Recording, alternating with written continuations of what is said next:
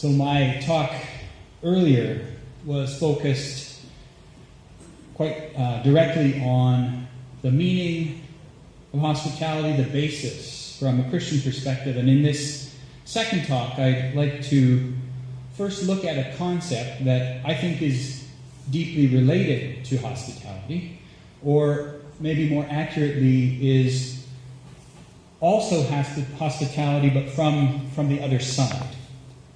I'll explain what I mean by that in a moment. Then following that, I'd like to offer some suggestions about what these ideas and ideals might lead to in terms of actions.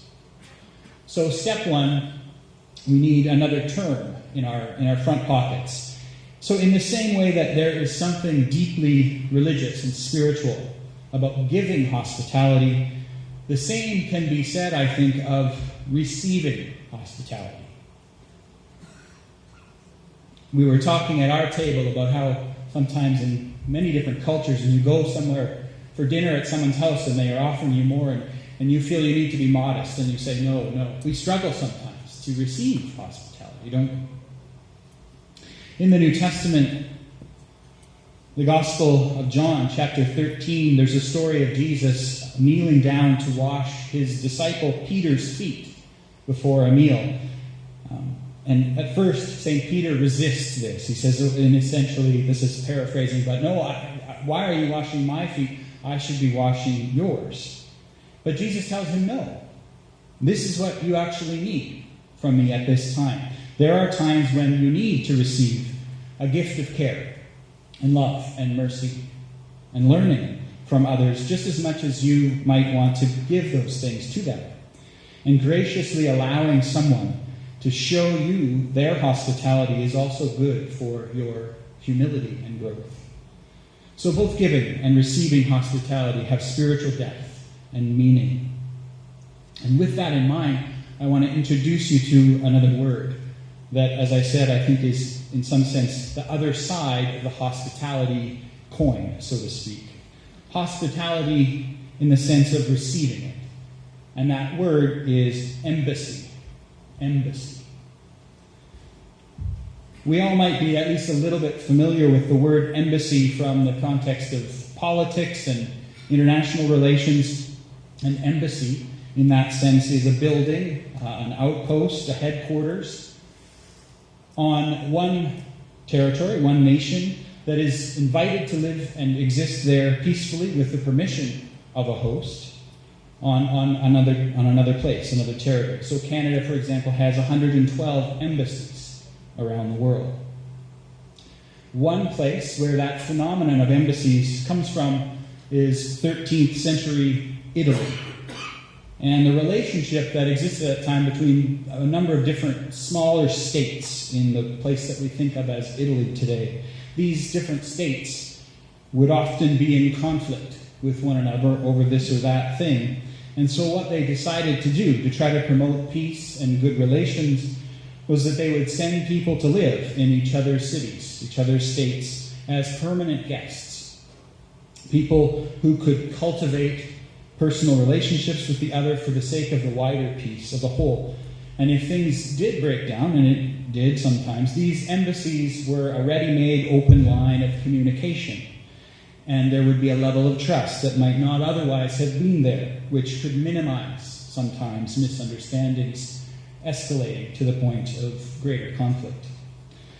Now, not just anybody could do this live-in ambassador kind of role. It was a difficult and a special job. Those who would be sent to live as residents of foreign embassies needed to be people of special character, high moral formation. They needed a certain kind of education so that they could learn and so that they could appreciate other languages, other cultures, the customs of their hosts, and so that they could then in turn translate those things back to those in their homelands and encourage communication. They needed to have a special courage and a capacity to trust others in order to put themselves into situations that sometimes could be challenging. They needed to be good at getting to know people and building friendships, people who were bridge builders and peacemakers. And all of this was done so that there could be a safeguard in place whenever there were tensions and misunderstandings that arose. Now, of course, it didn't always work, but it often did. And so, today, embassy is an important concept in diplomatic relations. But we're interested in it here, of course, in a different way, as an analogy, and in a more theological sense, with a religious application. I think interfaith embassy is the other side of the coin of interfaith hospitality. Embassy is about how we cultivate an attitude where we can receive hospitality well from another faith tradition, where we can receive from another person's language, way of expression, develop some fluency in it, so to speak, not in the sense that we give up our home tradition, but so that we become channels of peace for facilitating understanding and cooperation. Interestingly, Jesus in the New Testament encouraged a form of this kind of embassy action among his disciples. In St. Luke's Gospel, chapter 10, he sends a group of his followers out and says, go around to some towns and meet the people there. And he gives them this instruction. Whenever you enter a house, first say peace to this house. And if anyone is there who shares in peace, your peace will rest on that person. But if not, it will return to you. Remain in the same house, eating and drinking whatever they provide, for laborers deserve to be paid. Do not move from house to house. Whenever you enter a town and its people welcome you, eat what is set before you. Cure the sick who are there and say to them, the kingdom of God has come near to you. There's two phrases in that text, two details that I think are really interesting to me, to us perhaps. The first is the phrase remain in the same house. In other words, you need to actually invest real time and intention into building trust and relationships and getting to know the other, not surface level, but deeply.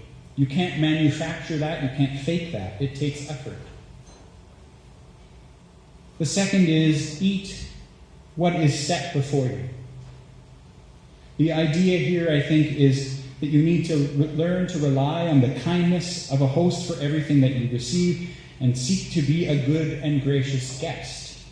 Not imposing yourself and your preferences, but letting the other take the lead in this encounter and simply receiving the gifts that they give to you.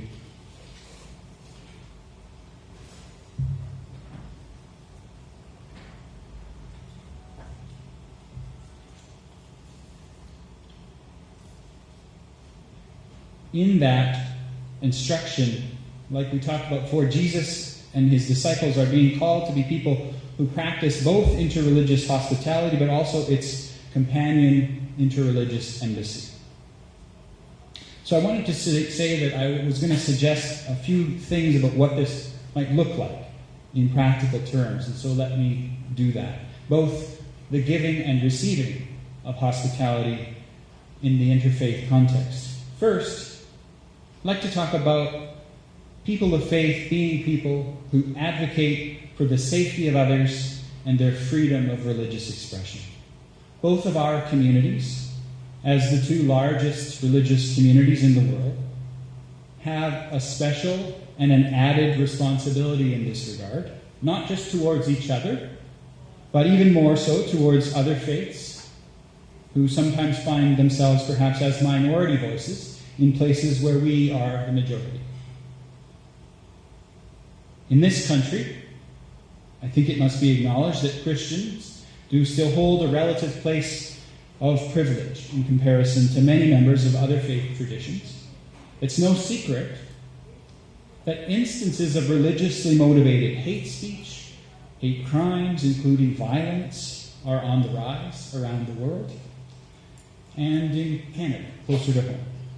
I read a statistic recently that said that acts of visible Islamophobia and anti-Semitism saw a 142% increase in Western Canada over the past year.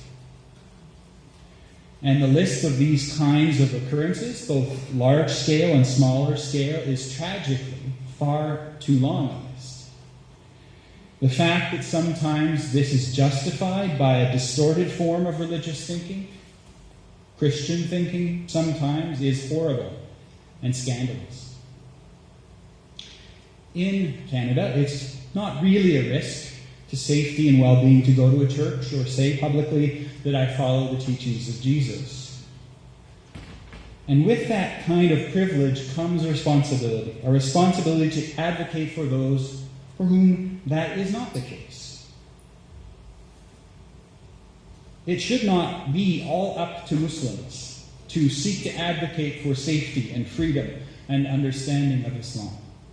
Your Christian sisters and brothers should see this as our duty as well. A faith in Jesus that is rooted in hospitality must speak up for people who are being unfairly portrayed or treated. So my Christian siblings, may we take that word to heart. But the diversity of where we live also means we have the privilege of having neighbors and co-workers and classmates and people in our families who are from every religious background there is out there in the world.